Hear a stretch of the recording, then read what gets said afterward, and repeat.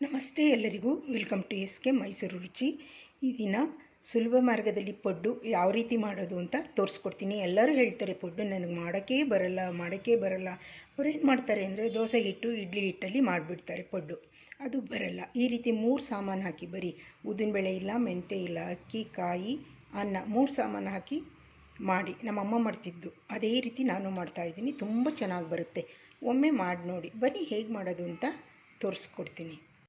ಇಲ್ಲಿ 1 ಕಪ್ ಅನ್ನ ತೊಗೊಂಡಿದ್ದೀನಿ. ಅದೇ ಕಪ್ಪು ಮೆಜರಿಂಗ್ ಕಪ್, ದೊಡ್ಡ ಕಪ್ಪು ಒಂದೇ ಸಮ ಎರಡೂ. ಕಾಯಿ ತುರಿ ತೊಗೊಂಡಿದ್ದೀನಿ. 2 ಸಮ ತಗೋಬೇಕು, ಅನ್ನ ಮತ್ತು ಕಾಯಿ ತುರಿ. ಇದೇ ಕಪ್ಪಲ್ಲಿ 2 ಕಪ್ಪು ಅಕ್ಕಿನ ಕ್ಲೀನಾಗಿ ತೊಳ್ಕೊಂಡು ಬೆಳಗ್ಗೆ 10 ಗಂಟೆಯಲ್ಲಿ ನೆನೆಸಿದ್ದೀನಿ. ಇವಾಗ ಸಂಜೆ 6 ಗಂಟೆ ರುಬ್ಕೊಂಬಿಡೋಣ. ಈ 3 ಸೇರಿಸಿ ರುಬ್ಕೊಳ್ತೀನಿ. ನೋಡಿ, ಈ ರೀತಿ ರುಬ್ಬಿದ್ದೀನಿ. ಇದಕ್ಕೆ ಉಪ್ಪು ಹಾಕ್ಬಿಟ್ಟು ಬೆಳಗ್ಗೆವರೆಗೆ ಫರ್ಮೆಂಟೇಷನ್ ಆಗೋಕ್ಕೆ ಬಿಡೋಣ. ನೋಡಿ ಯಾವ ರೀತಿ ಉಪ್ಪು ಬಂದಿದೆ. 3 ಪದಾರ್ಥ, ಅನ್ನ, ಕಾಯಿ, ಅಕ್ಕಿ, ಉಪ್ಪು ಹಾಕಿದ್ದೀನಿ. ಇದಕ್ಕೆ ಸೋಡಾ ಬೇಡ. ಇದನ್ನು ಚೆನ್ನಾಗಿ ತಿರುಗ್ಕೊಳ್ಳೋಣ ಸೌಟಿಂದ. ನೋಡಿ, ಸ್ಟವ್ ಆನ್ ಮಾಡಿ ಪಡ್ಡದ್ದು ಪಾತ್ರೆ ಇಟ್ಟಿದ್ದೀನಿ. ಇದಕ್ಕೆಲ್ಲ ಸ್ವಲ್ಪ ಎಣ್ಣೆ ಹಾಕೋಣ.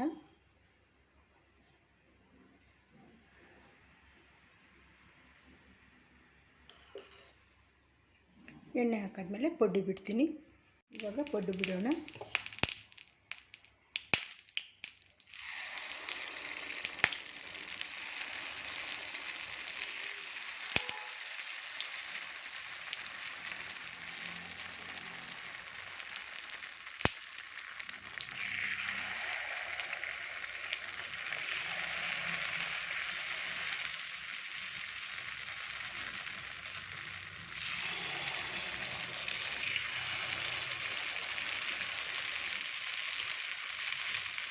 ಇವಾಗ ಒಂದು ಪ್ಲೇಟ್ ಮುಚ್ಚುತ್ತೀನಿ. ಚೆನ್ನಾಗಿ ಬೇಯಲಿ. ನೋಡಿ, ಇಷ್ಟು ಬೆಂದಾದಮೇಲೆ ನೀವು ಎಣ್ಣೆ ಬೇಕಾದರೂ ಹಾಕ್ಕೊಳ್ಳಿ, ತುಪ್ಪ ಬೇಕಾದ್ರೂ ಹಾಕ್ಕೊಳ್ಳಿ. ನಾನು ಸ್ವಲ್ಪ ಎಣ್ಣೆನೇ ಹಾಕ್ತೀನಿ.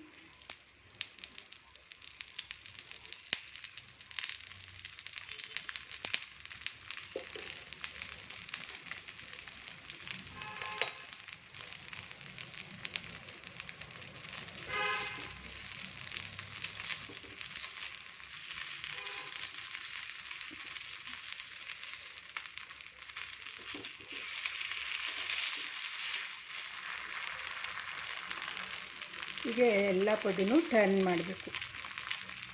ನೋಡಿ, ಏನು ವೈಟು ಬಂದಿದೆ. ಉದ್ದಿನಬೇಳೆ ಇಲ್ಲ, ಮೆಂತ್ಯ ಇಲ್ಲ, ಬರೀ ಅನ್ನ, ಕಾಯಿ, ಅಕ್ಕಿ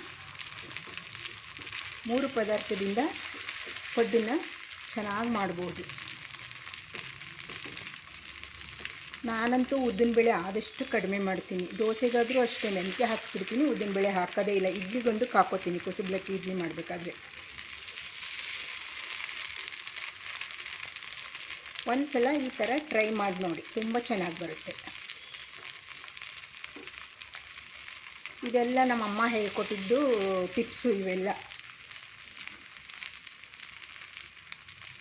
ನೋಡಿ, ಇದು ಬೆಂದಾದಮೇಲೆ ತೆಕ್ಕೊಬಿಡೋಣ. ಬೇಲಿ ಚೆನ್ನಾಗಿ ಆ ಸೈಡಿಗೆ.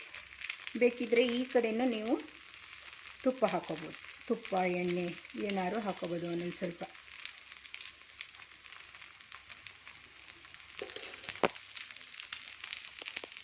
ನೋಡಿ, ಬೆಂದಿದೆ, ತೆಗೆದುಬಿಡೋಣ ಈಗ.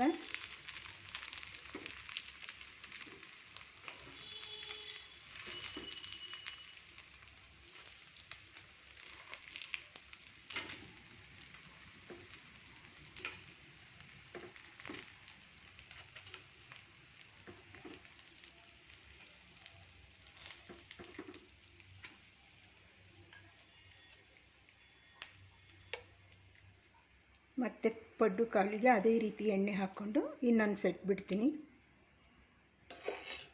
ಒಬ್ಬರು 2 ಸೆಟ್ 3 ಸೆಟ್ ತಿನ್ನಬಹುದು, ಅಷ್ಟು ಚೆನ್ನಾಗಿರುತ್ತೆ. ಒಮ್ಮೆ ಟ್ರೈ ಮಾಡಿ ನೋಡಿ.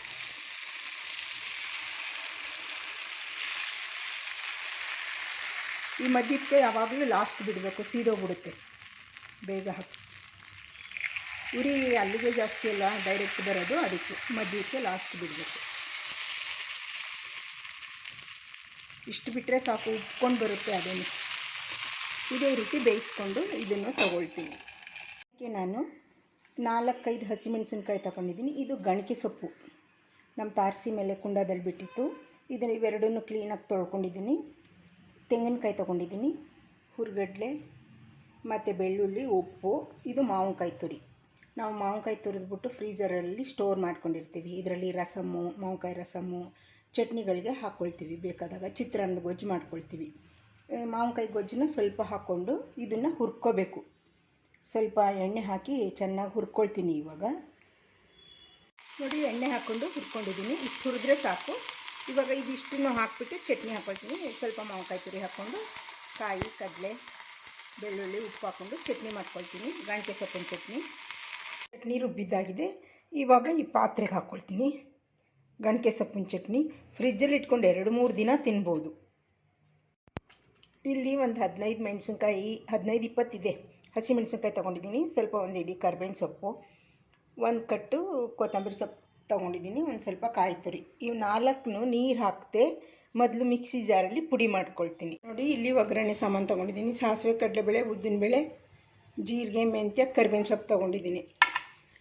ಇಲ್ಲಿ ಸ್ವಲ್ಪ ಕಡಲೆಕಾಯಿ ಬಾಡಿಸ್ಕೊತಾ ಇದ್ದೀನಿ, ಸ್ವಲ್ಪ ಎಣ್ಣೆ ಹಾಕಿ. ಇದು ಇನ್ನೂ ಸ್ವಲ್ಪ ಫ್ರೈ ಆಗಲಿ. ಇಲ್ಲಿ ಪುಡಿ ಮಾಡಿ ಇಟ್ಕೊಂಡಿದ್ದೀನಿ ಹಸಿಮೆಣಸಿನ್ಕಾಯಿ, ಕೊತ್ತಂಬರಿ ಸೊಪ್ಪು, ಕರ್ಬೇವಿನ ಸೊಪ್ಪು, ತೆಂಗಿನಕಾಯಿ. ಇದು ಇನ್ನೊಂದು ಸ್ವಲ್ಪ ಫ್ರೈ ಆದಮೇಲೆ ಇನ್ನೂ ಸ್ವಲ್ಪ ಫ್ರೈ ಆಗಲಿ. ಇದು ಆಮೇಲೆ ಸಾಸಿವೆ, ಕಡಲೆಬೇಳೆ ಹಾಕೋಣ. ವಾಸನೆ ಎಲ್ಲ ಹೋಗಬೇಕು, ಹಾಗೆ ಫ್ರೈ ಮಾಡಬೇಕು. ಇವಾಗ ರುಚಿಗೆ ತಕ್ಕಷ್ಟು ಉಪ್ಪಿನ ಪುಡಿ ಹಾಕ್ತೀನಿ. ಎಲ್ಲ ಮಿಕ್ಸ್ ಮಾಡಿ ಚೆನ್ನಾಗಿ ಫ್ರೈ ಮಾಡೋಣ. ಇದಕ್ಕೆ ನೀವು ಇದು ಸಾಕು, ಸ್ಟವ್ ಆಫ್ ಮಾಡಿಬಿಡೋಣ. ಇದಕ್ಕೆ ನೀವು ನಿಂಬೆ ರಸ ಬೇಕಾದ್ರೆ ಹಾಕ್ಕೋಬೋದು, ಹಿರಳಿಕಾಯಿ ರಸ ಬೇಕಾದ್ರೂ ಹಾಕ್ಕೋಬೋದು. ನಾನು ಹಿರಳೆ ರಸ ಹಾಕ್ತಾಯಿದ್ದೀನಿ.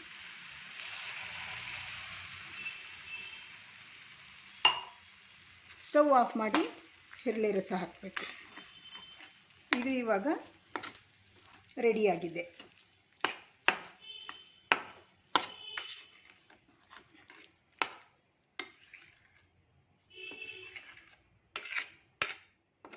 ಇವಾಗ ದಪ್ಪ ಮೆಣಸಿನ್ಕಾಯಿನ ಫ್ರೈ ಮಾಡ್ಕೋಬೇಕು.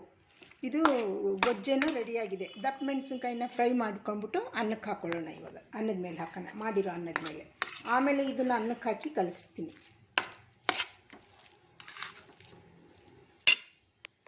ಚಟ್ನಿ ರುಬ್ಬಿದ್ದಾಗಿದೆ. ಇವಾಗ ಈ ಪಾತ್ರೆಗೆ ಹಾಕ್ಕೊಳ್ತೀನಿ. ಗಣಕೆ ಸೊಪ್ಪಿನ ಚಟ್ನಿ ಫ್ರಿಜ್ಜಲ್ಲಿ ಇಟ್ಕೊಂಡು 2-3 ದಿನ ತಿನ್ಬೋದು. ಇಲ್ಲಿ 3 ದಪ್ಪ ಮೆಣಸಿನ್ಕಾಯಿ ತೊಗೊಂಡಿದ್ದೀನಿ. ಇದನ್ನು ಸಣ್ಣದಾಗಿ ಕಟ್ ಮಾಡ್ಕೊಳ್ತೀನಿ. ಅಷ್ಟರೊಳಗೆ ಇಲ್ಲಿ ಅಕ್ಕಿ ನೆನೆಸ್ಕೊಂಡಿದ್ದೀನಿ. ಒಂದು ಮೆಜರಿಂಗ್ ಕಪ್ಪಲ್ಲಿ 1 ಅಕ್ಕಿಗೆ 2 ನೀರು ಹಾಕಿ ಇದು ಅನ್ನನೂ ಮಾಡ್ಕೊಬಿಡ್ತೀನಿ. ಅನ್ನ ಮಾಡಿಕೊಂಡು ಇದನ್ನು ಕ್ಲೀನಾಗಿ ಕಟ್ ಮಾಡ್ಕೊಳ್ಳೋಣ. ಮೊದಲು ನೋಡಿ, ಈ ರೀತಿ ಉದ್ದುದ್ದಾಗಿ ಕಟ್ ಮಾಡ್ಕೊಂಡಿದ್ದೀನಿ ದಪ್ಪ ಮೆಣಸಿನ್ಕಾಯಿನ. ಇವಾಗ ಬಾಣಲಿಗೆ 3 ಸ್ಪೂನ್ ಆಯಿಲ್ ಹಾಕಿದ್ದೀನಿ. ಇವಾಗ ಹಾಕೋಣ ಇದರೊಳಗೆ.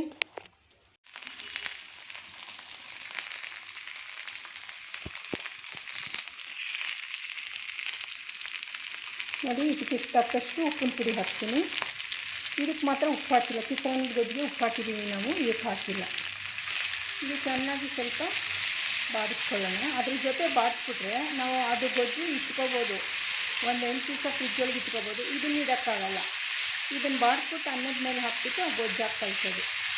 ಇದು ಸ್ವಲ್ಪ ಚೆನ್ನಾಗಿ ಫ್ರೈ ಆಗಲಿ. ಇದೊಂದು ಸೌತೆಕಾಯಿನ ಸಿಪ್ಪೆ ತೆಗೆದುಬಿಟ್ಟು ಸುಮಾರಾಗಿ ದಪ್ಪ ಹೋಳು ಮಾಡಿ ಕಟ್ ಮಾಡ್ಕೊಳ್ತೀನಿ. ಮೊದಲಿಗೆ ಇಷ್ಟು ಫ್ರೈ ಆದರೆ ಸಾಕು. ಇದನ್ನು ತೆಗೆದುಬಿಟ್ಟು ಇವಾಗ ಅನ್ನ ಮಾಡ್ಕೊಳ್ಳೋಣ.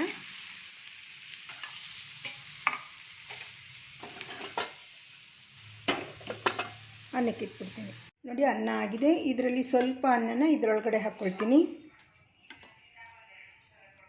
ನಾವು ಚಿತ್ರಾನ್ನದ ಗೊಜ್ಜು ಮಾಡ್ಕೊಂಡಿದ್ವಲ್ಲ, ಅದು ಈರುಳ್ಳಿ, ಬೆಳ್ಳುಳ್ಳಿ ಏನು ಹಾಕಿಲ್ಲ. ಹಬ್ಬ ಹರಿದಿನಗಳಲ್ಲಿ ಮಾಡ್ಕೋಬೋದು ಬೇಕಾದರೆ. ಇದೇ ರೀತಿ ಬೆಂಡೆಕಾಯಿನೂ ಫ್ರೈ ಮಾಡ್ಕೋಬೋದು. ನಾನಿವತ್ತು ದಪ್ಪ ಮೆಣಸಿನ್ಕಾಯಿ ಫ್ರೈ ಮಾಡಿ ಹಾಕ್ಕೊಂಡಿದ್ದೀನಿ. ಅದ್ರ ಬದಲು ನೀವು ಬೆಂಡೆಕಾಯಿನೂ ಫ್ರೈ ಮಾಡ್ಕೊಂಡು ಹಾಕ್ಕೊಂಡು ಕಲಿಸ್ಕೋಬೋದು. ಇದು ಅನ್ನ ಆರಲಿ, ಸ್ವಲ್ಪ ಚೆನ್ನಾಗಿ ಆರಲಿ, ಆಮೇಲೆ ಕಲಿಸ್ತೀನಿ. ಮೇಲೆ ಸ್ವಲ್ಪ ಗೊಜ್ಜು ಹಾಕಿರ್ತೀನಿ ಮಾಡಿರೋದು. ಈ ಗೊಜ್ಜು ಫ್ರಿಜ್ಜಲ್ಲಿ ಇಟ್ಕೊಂಡು 15 ದಿನದವರೆಗೂ ಇಟ್ಕೋಬೋದು. ಈ ಅನ್ನ ಆರಲಿ ಸ್ವಲ್ಪ. ನೋಡಿ, ಈ ರೀತಿ ಕಲಿಸಿದ್ದೀನಿ. ಈ ರೀತಿ ದಪ್ಪ ಮೆಣಸಿನ್ಕಾಯಿ ಚಿತ್ರಾನ್ನ ನೀವು ಮನೆಯಲ್ಲಿ ಮಾಡಿ ಕಲಿಸ್ಕೊಂಡು ನೋಡಿ. ಇದೇ ರೀತಿ ಇನ್ನೊಂದು ದಿವಸ ಬೆಂಡೆಕಾಯಿ ತೋರಿಸ್ತೀನಿ. ಬೆಂಡೆಕಾಯಿನೂ ಅದೇ ರೀತಿ ಬಾಡಿಸ್ಬಿಟ್ಟು ಕಲಿಸೋದಷ್ಟೇ. ನೀವು ಮಾಡಿ ನೋಡಿ, ಚೆನ್ನಾಗಿರುತ್ತೆ. ಒಮ್ಮೆ ಇದು ಮಧ್ಯಾಹ್ನದ ಊಟಕ್ಕಾರು ಮಾಡ್ಕೊಳ್ಳಿ, ಇಲ್ಲ ಬೆಳಗ್ಗೆ ಟಿಫನ್ಗಾರು ಮಾಡ್ಕೊಳ್ಳಿ. ಸಾರು ಮಾಡೋಕ್ಕೆ ಬೇಜಾರಾದಾಗ ಈ ರೀತಿ ಗೊಜ್ಜು ಕಲಸಿಟ್ಬಿಟ್ರೆ ತರಕಾರಿಗಳು ಬಾಡಿಸ್ಕೊಂಡು ಕಲಿಸ್ಕೋಬೋದು. ಬೆಂಡೆಕಾಯಿ ಅಥವಾ ಈ ರೀತಿ ದಪ್ಪ ಮೆಣಸಿನ್ಕಾಯಿ ಯಾವುದು ಬೇಕಾದರೂ ಬಾಡಿಸ್ಕೊಂಡು ಕಲಿಸ್ಕೊಳ್ತೀನಿ. ನೋಡಿ, ಈ ರೀತಿ ಸೌತೆಕಾಯಿ ಸಿಪ್ಪೆ ತೆಗೆದು ದಪ್ಪ ದಪ್ಪಕ್ಕೆ ಕಟ್ ಮಾಡ್ಕೊಂಡಿದ್ದೀನಿ. ತಿರುಳು ಎಳೆದಾಗಿತ್ತು, ಅದನ್ನು ಹಾಕಿದ್ದೀನಿ. ಸ್ವಲ್ಪ ಮೆಣಸಿನ ಪುಡಿ ಹಾಕ್ತೀನಿ, ಸ್ವಲ್ಪ ಉಪ್ಪಿನ ಪುಡಿ ರುಚಿಗೆ, ಸ್ವಲ್ಪ ಕಾಯಿ ತುರಿ ಹಾಕ್ಕೊಳ್ತೀನಿ. ಇದನ್ನು ಮಿಕ್ಸ್ ಮಾಡಿದ್ರೆ ಊಟದ್ದು ಸೈಡ್ಗೆ ಮಧ್ಯಾಹ್ನದೊತ್ತು ಒಂದು ರೆಸಿಪಿ ತಯಾರು.